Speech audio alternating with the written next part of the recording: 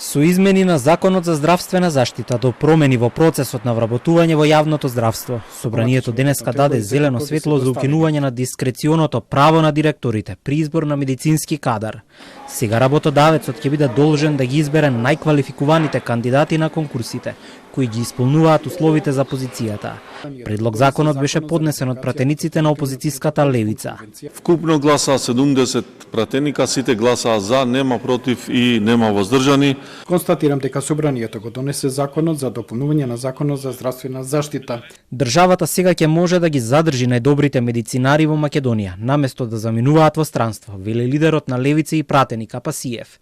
Предлогот доби поддршка од мнозинството, а од ВМРО-ДПМН се на став дека тоа е дел од нивните заложби за систем на транспарентност, отчетност и одговорност во јавниот сектор.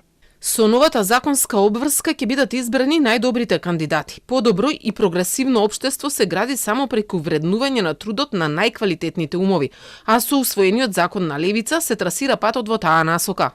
На пленарната седница немаше дискусија по предлог законот. Истиот беше донесен по скратена постапка.